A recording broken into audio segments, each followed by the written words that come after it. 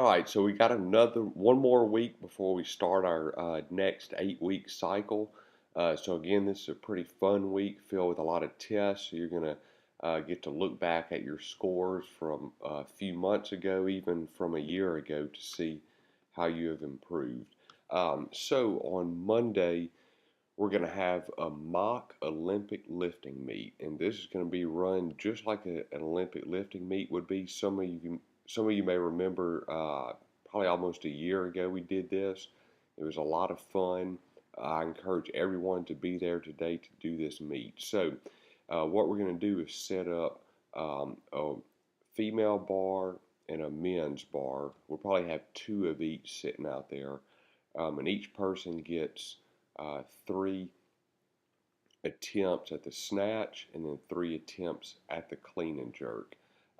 Coaches, you're going to run this just like an Olympic lifting meet would be run.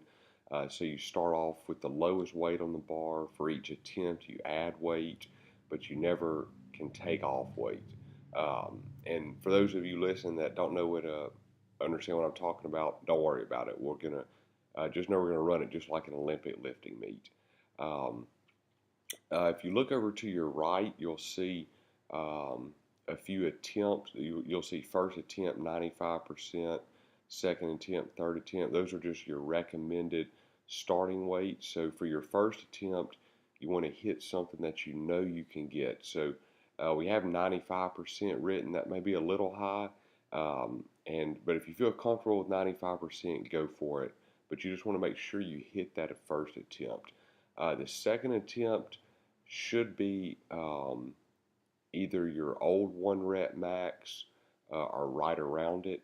And then if you make that attempt, you'll go for your third attempt. It'll be a new 1 rep max. And then your score is both of your weights added up. And you can look back on March 11th, 2014 to see your score. Next, we're going to do Fight Gone Bad. So that's a typical CrossFit workout. One thing you see in there is sumo deadlift high pull. That's not something that we typically do, but it's a fairly simple movement until your coaches can get you up to speed on that if you're not sure what that is. Um, if you're in a class where there's not enough rowers, that's no problem, especially with this workout. You can just uh, delay, get into two groups and just delay the start by 2 minutes. And then you won't run into any conflicts on the rower. And so what you're going to do is you're going to do 3 rounds. You're going to go to wall balls, do as many as you can for a minute. Then at the end of that minute, you're going to go to sumo deadlift high pull for a minute. At the end of that minute, you're going to do box jumps for a minute. At the end of that minute, you're going to do push press. And at the end of that minute, you're going to row as many calories as you can. Then rest 1 minute, and then do that for 3 total rounds. On Wednesday, it's a partner workout.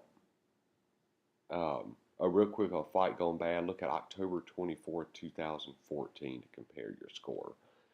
Wednesday's a partner workout. There's going to be some strategy involved here.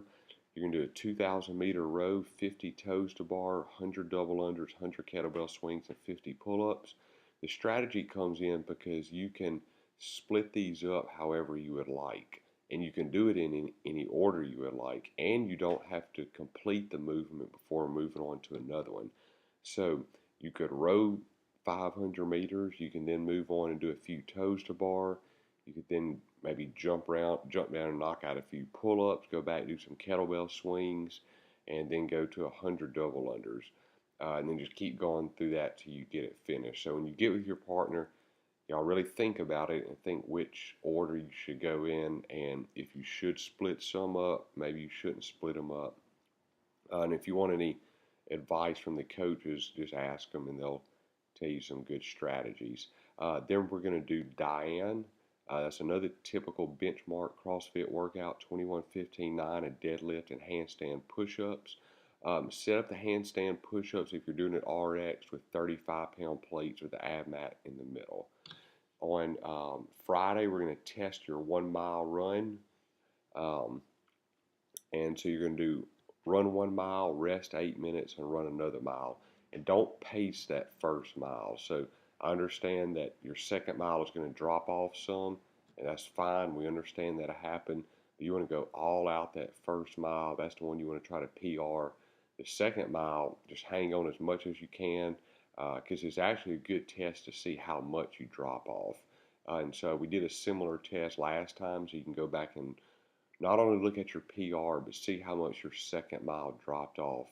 And the less difference in time between that first and second mile, the less difference in time that is, the better shape you're in.